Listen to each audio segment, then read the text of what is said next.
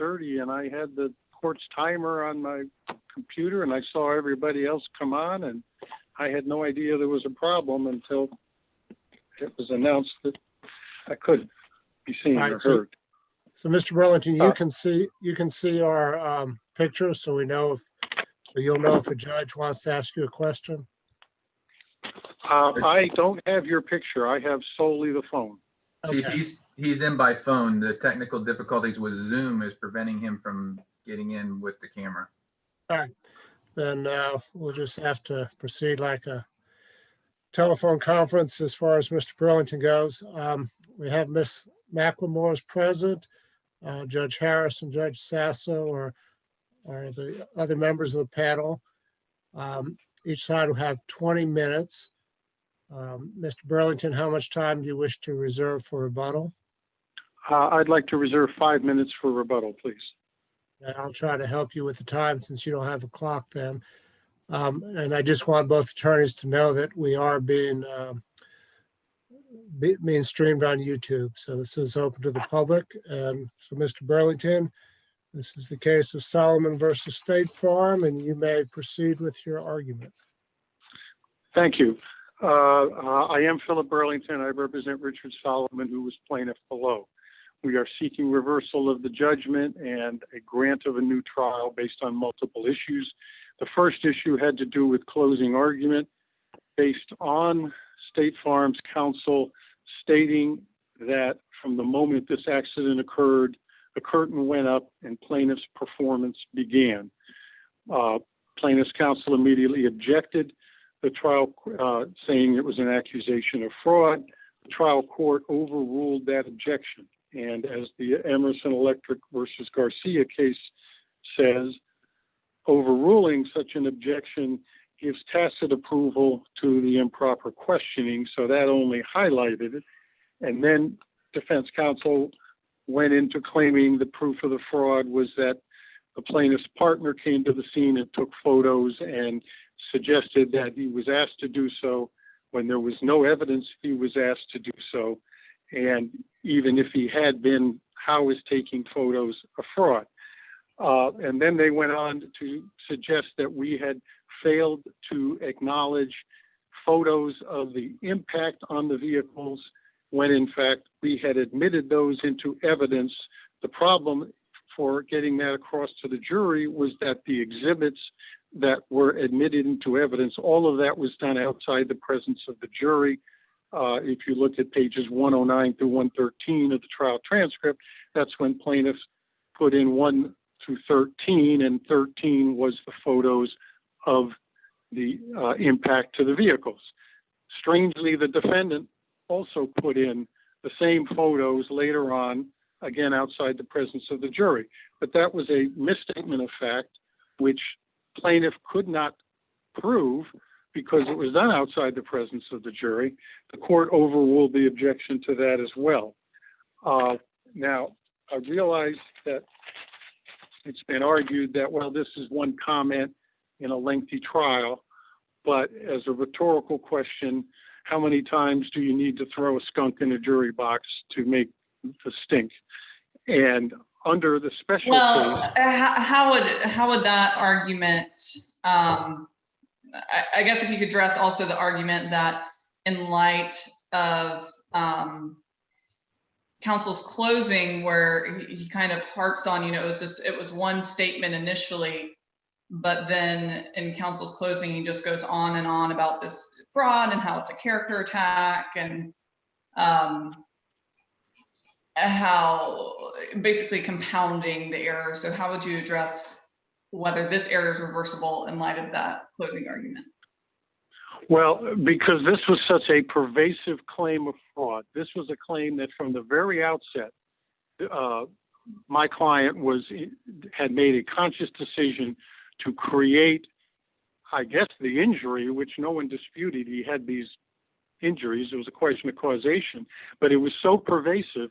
And then you had the anti-lawyer theme that was used throughout the trial to say, this guy knows the system, he's very savvy, he knows what he's doing here.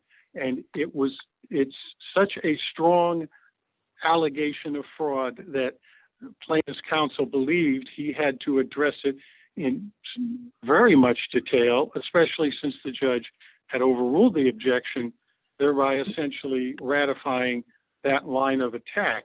Mr. But under Burlington, Mr. Burlington, go ahead, Judge Sessa. Oh, I was just going to say that argument seems a little different than what was made in the initial brief, which was essentially that it was the statement and closing argument that caused the error in the case. I'm not, that's what I'm still arguing. Okay. And under special, having shown the error, the burden shifts to the party who caused the error to prove there's no reasonable possibility that the error contributed to the verdict. And here, given the inconsistent and compromised verdict, they cannot satisfy that burden.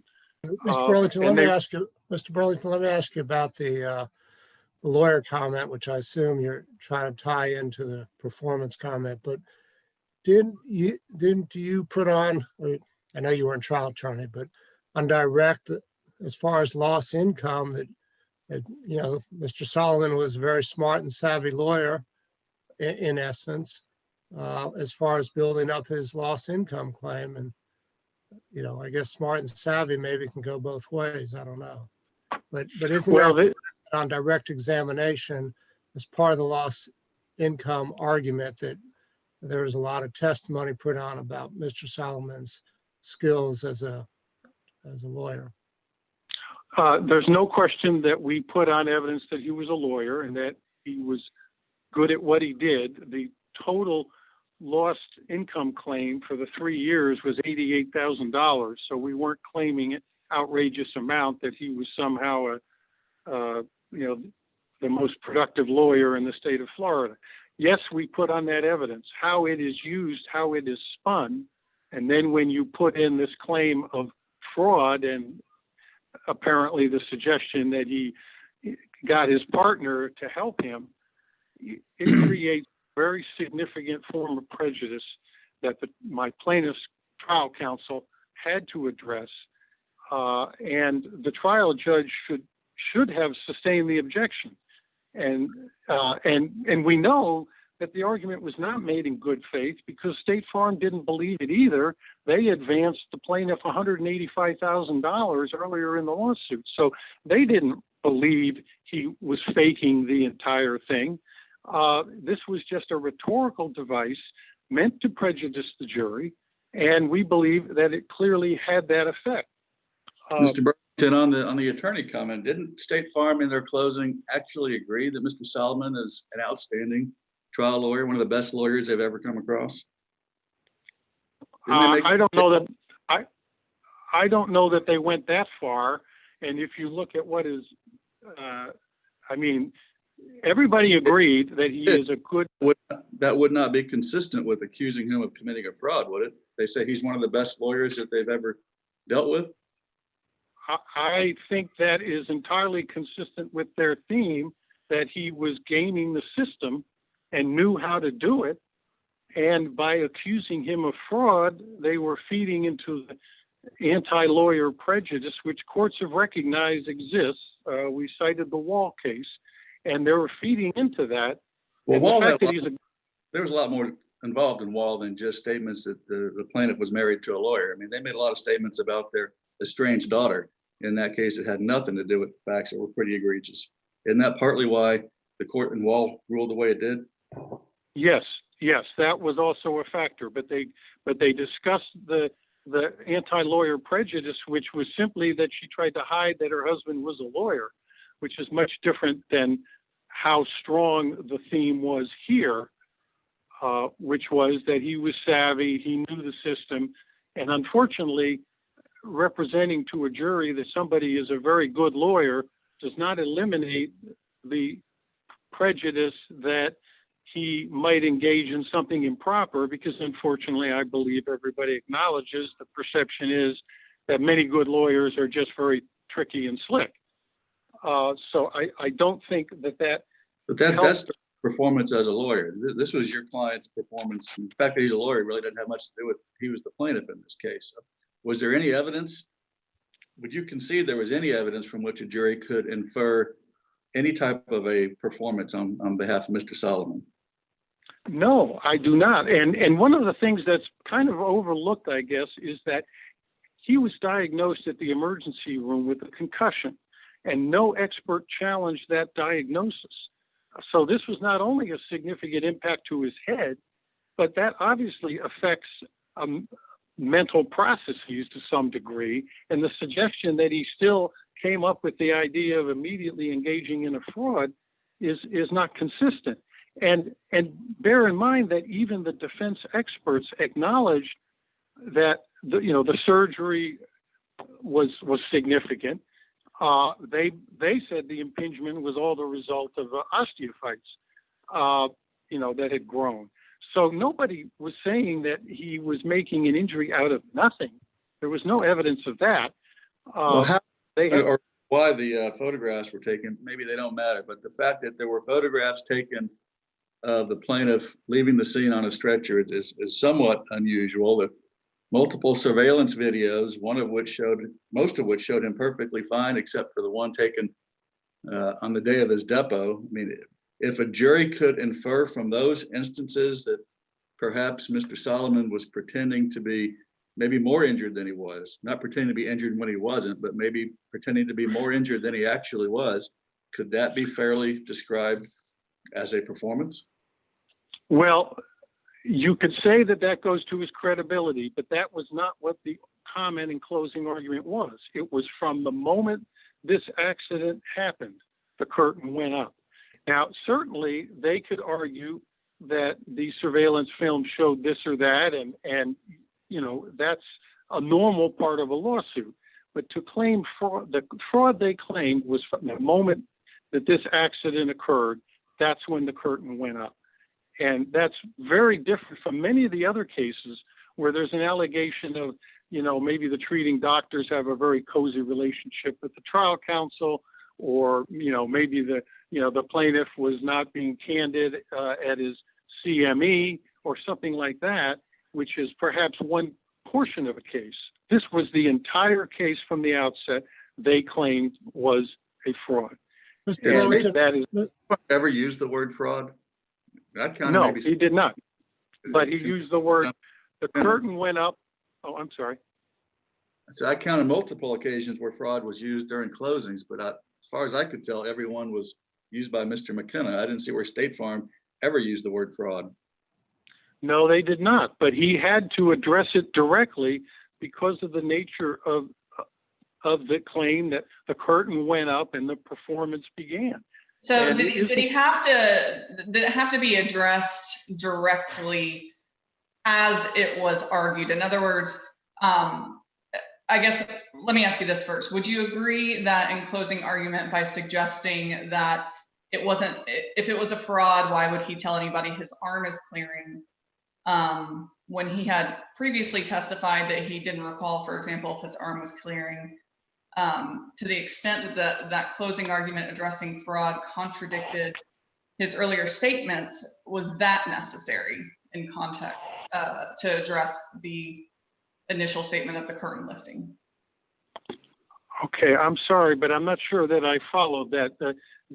His potential inconsistencies, how that related to the initial claim? And it's probably two questions. So I guess my first question would be, would you agree that in addressing the fraud issue in closing argument, with statements such as, if he is a fraud, why would he tell anyone his arm is clearing?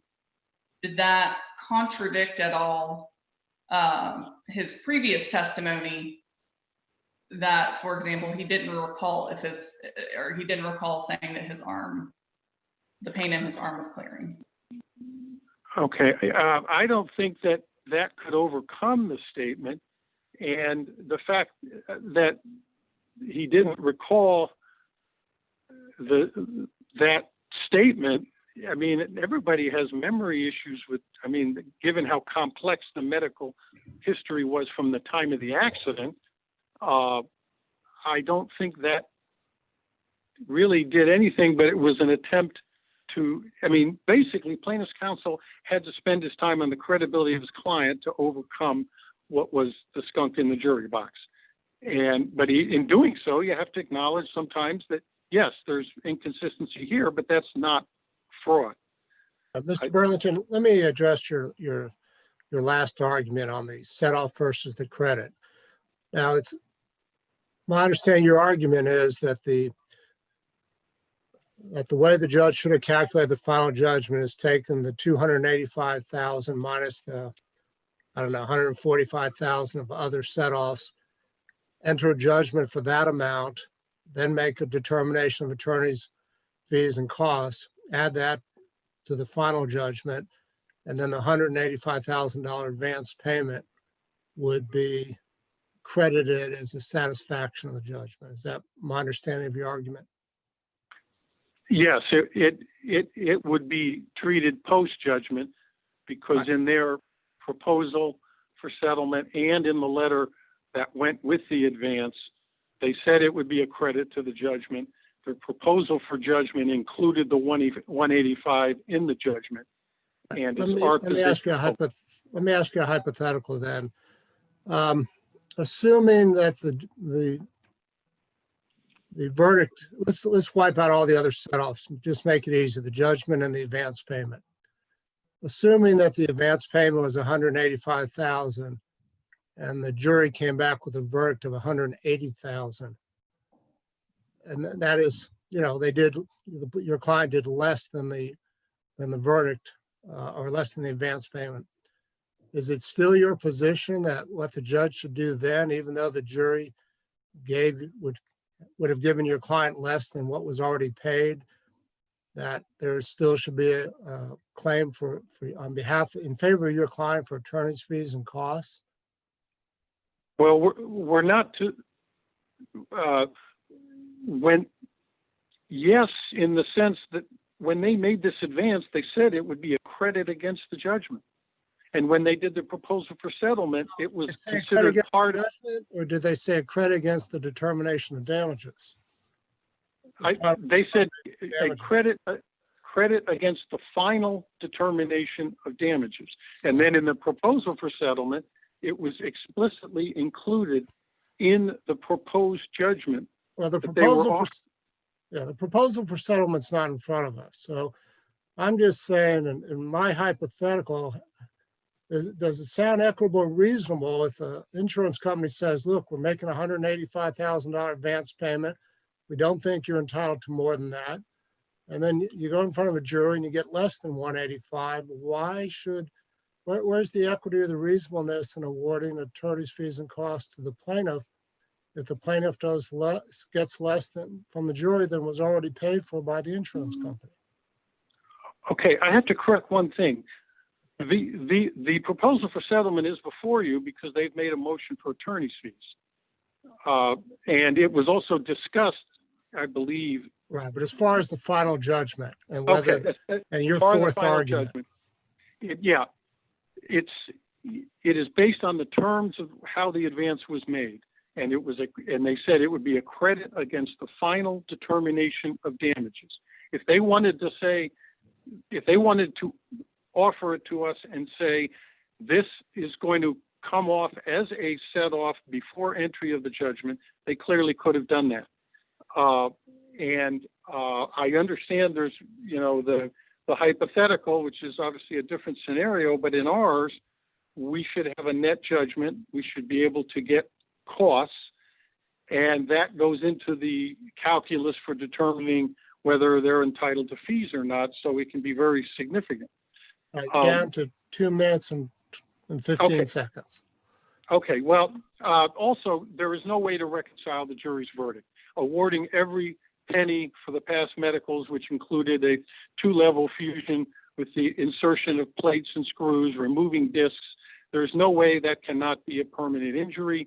And we believe that it was an inconsistent verdict under Garriga versus Guerra, and it's also shows a compromise, which we believe resulted from the improper closing, and that's under this court's decision in Ramos. So we believe we should be entitled to reversal and a new trial. Thank you. Thank you. You have about 1:40 left, Ms. McLemore.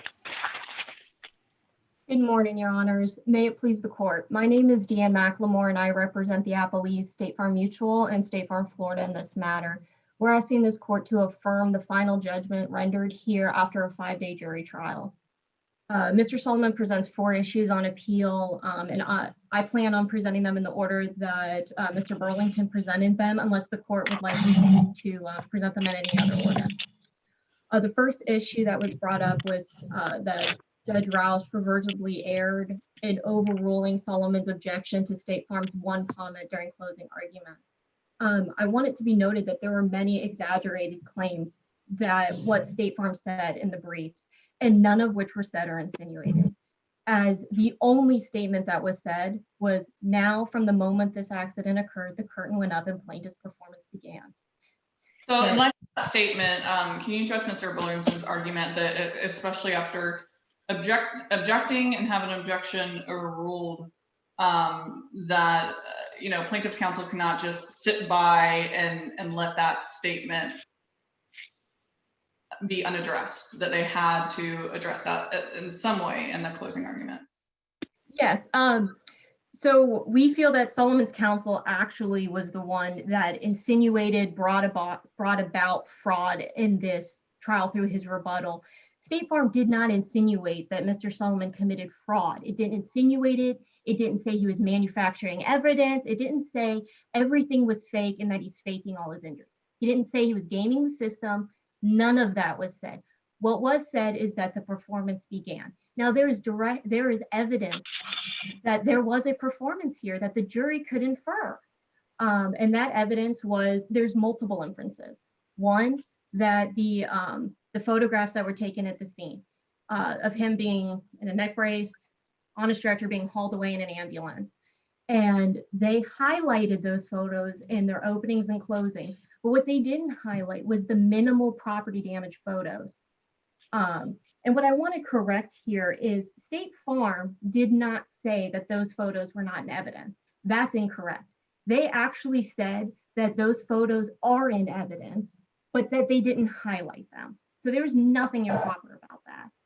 And then further, I think the biggest piece of evidence, and Judge Harris talked about this, is the surveillance videos. Those videos show Solomon doing things that he swore he couldn't do. So 2014, 2016, and the December 2nd, 2017 video showing him bending, twisting, walking without interference, no difficulty. He's flat on the ground, inspecting underneath his car, bending his neck, holding the brim of his hat while doing so without any difficulties. Then the day of his deposition, a day in which all attorneys know that a deponent can be surveyed, he isn't taking an incredibly long time to walk from his office to his car. Now, the argument was made by State Farm on page 889 of the trial transcript to 890, that this showed the 2 different versions of Solomon, one in which he didn't think he was being watched, and the other, he knew it was possible he was being watched. Those show some type of performance for which the jury can infer upon. Now, that's not it. There was also a CME video, and Dr. Jenkins said he did a physical exam, shoulders, arms, hands, and he found no positive findings of weakness in Solomon. But during the exam, Solomon was showing inconsistent weakness. He was showing a cogwheel weakness, which it was changing, inconsistent. The doctor says, real weakness is smooth. It doesn't change. You're either weak or you're not. It doesn't change.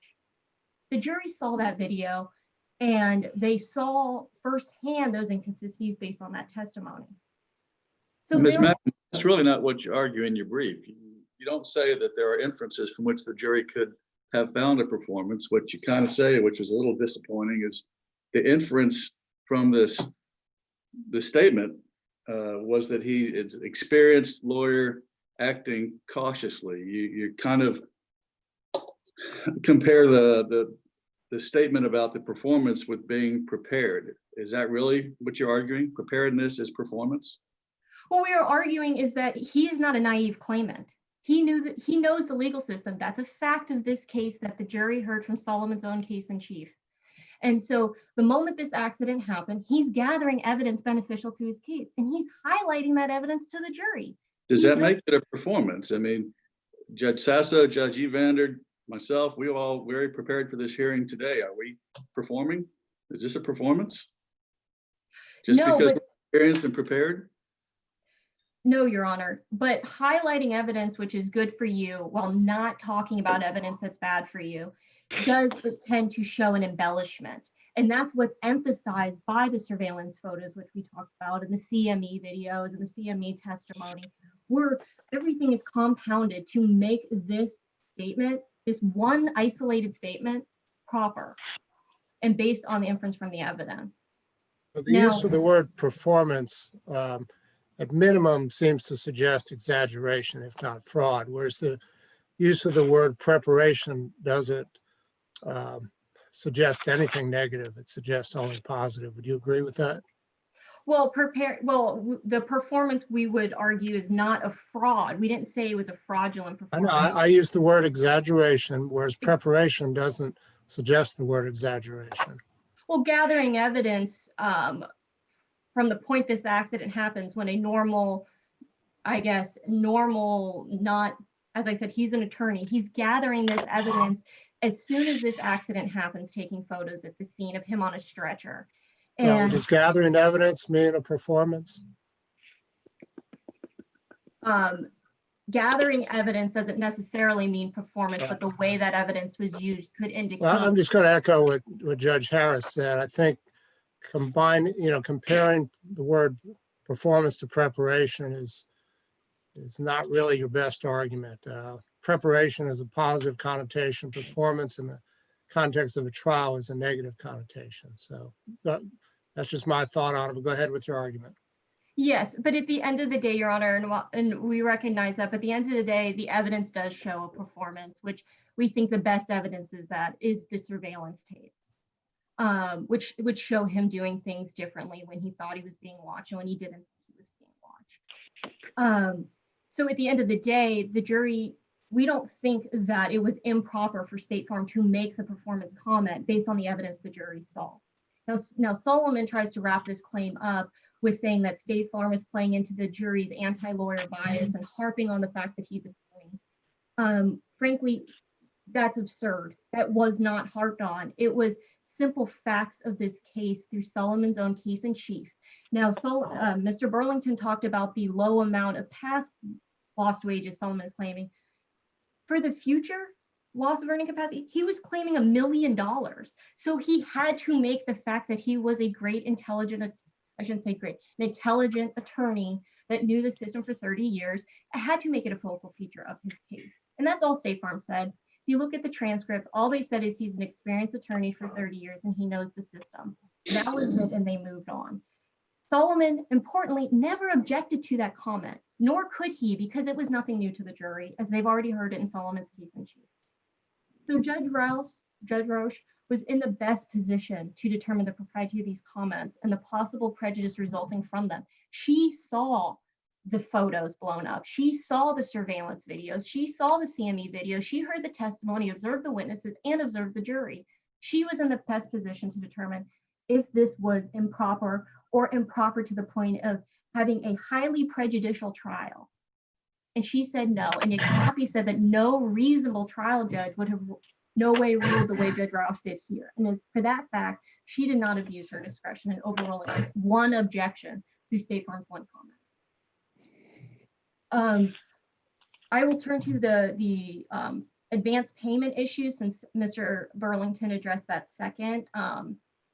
So Solomon claims that Judge Rouse erred by setting off State Farm's advance payment from the verdict, that it should have been some kind of after the fact credit toward the satisfaction.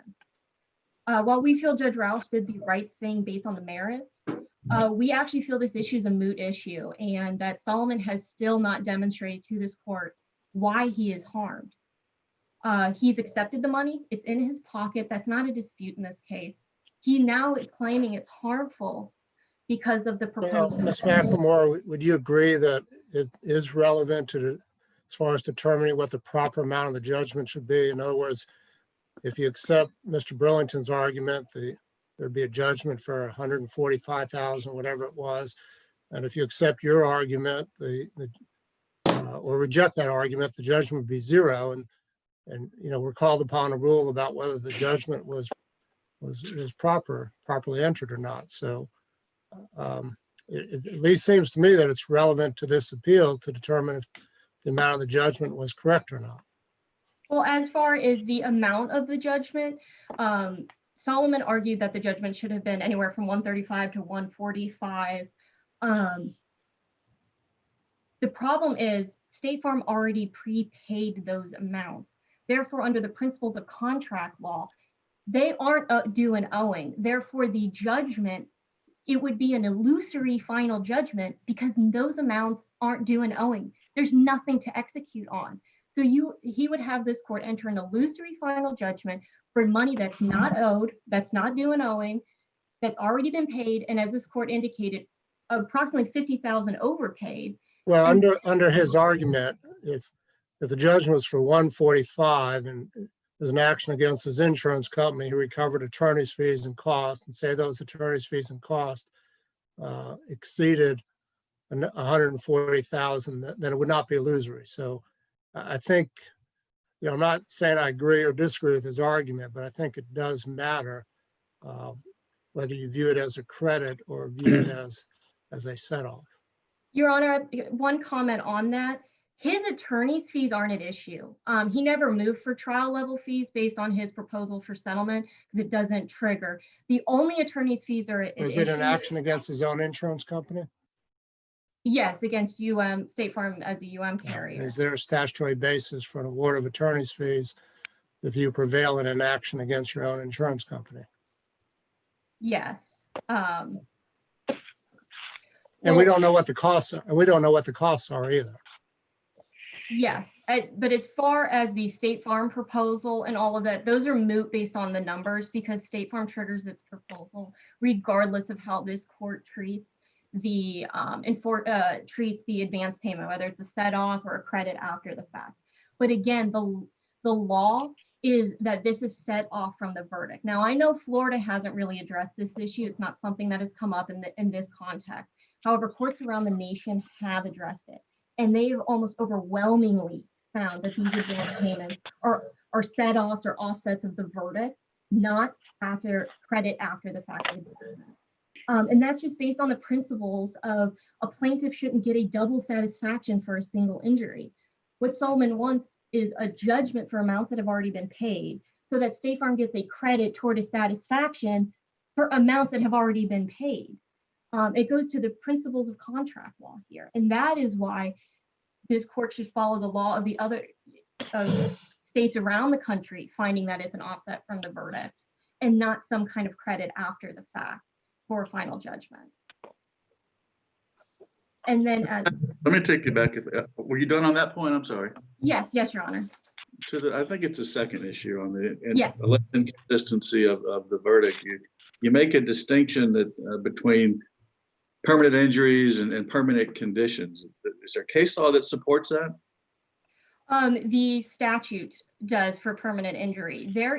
So the testimony here is the only testimony as to a permanent injury as caused by this accident, what the jury was instructed under the statute with 627-737.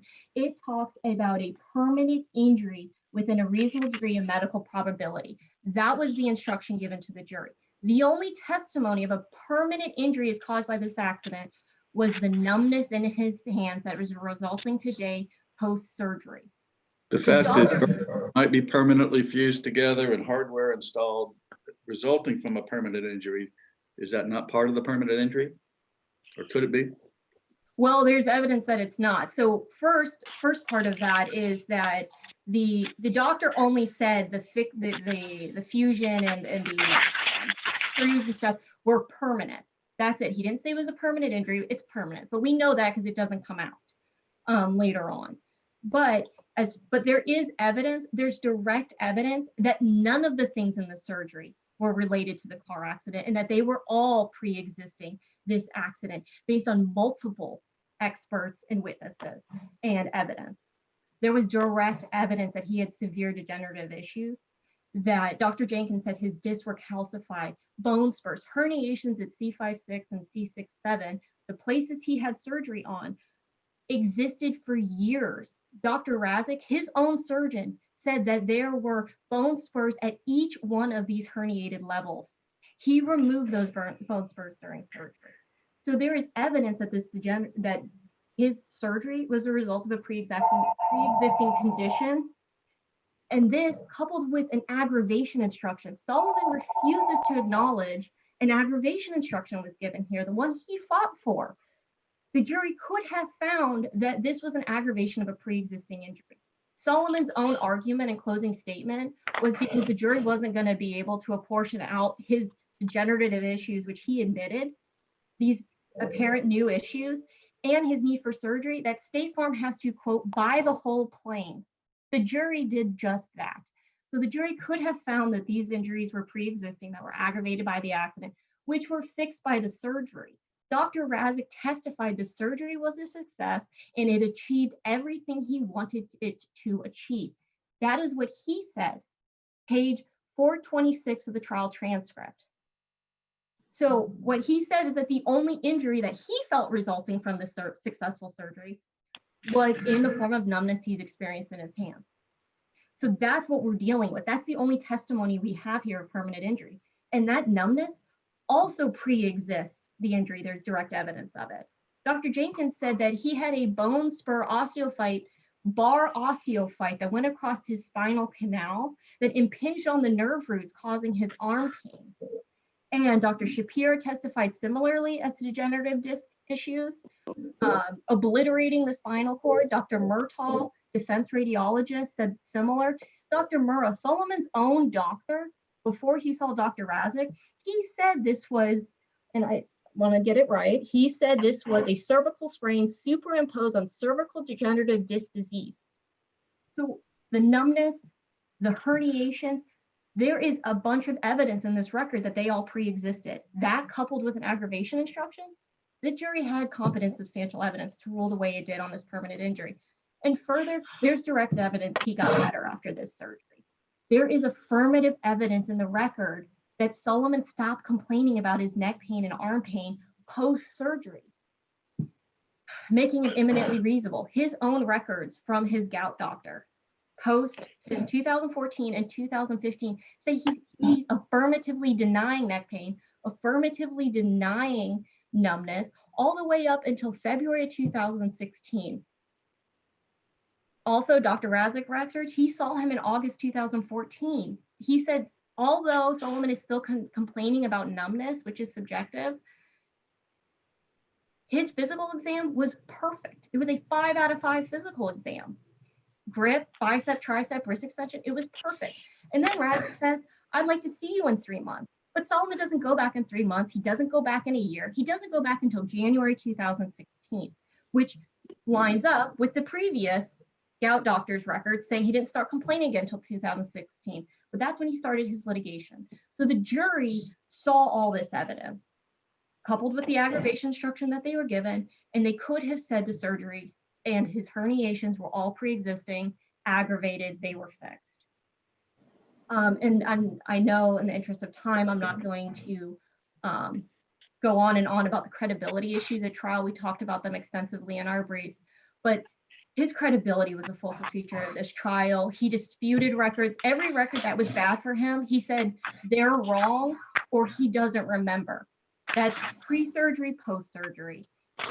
Fire rescue, ER records, he said he doesn't remember not complaining about neck pain or that he had neck pain, it went away. He disputed all of that.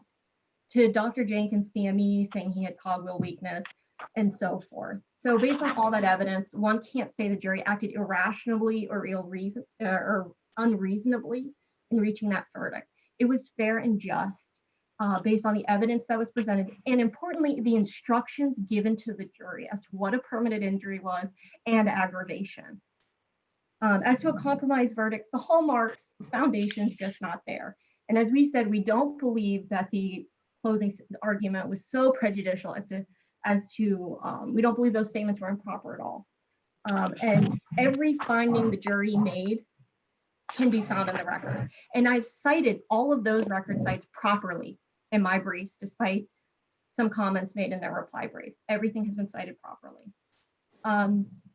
I see I'm running out of time, so we ask this court to affirm the final judgment. It is based on competent substantial evidence. Thank you. Thank you, Ms. McLemore. Mr. Burlington?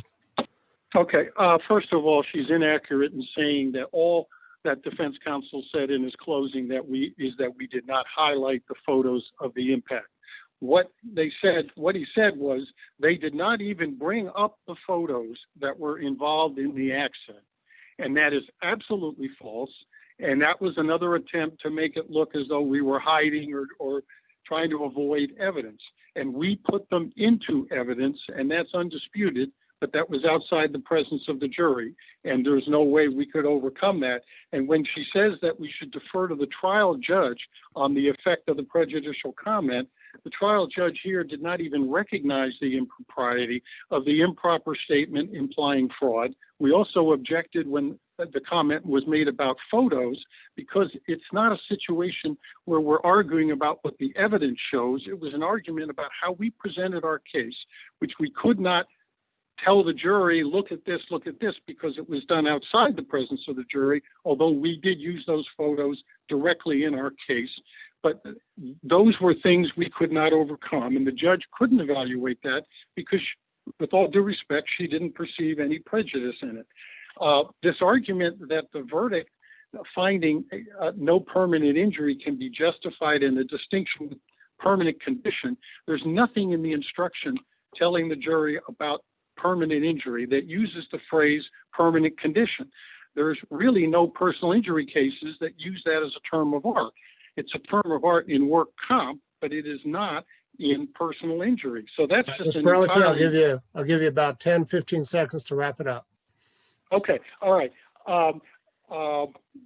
Talking about that he somehow faked all of this, there were EMG tests that he took that are objective tests on his nerves after all this that showed there was a compromise of the nerves.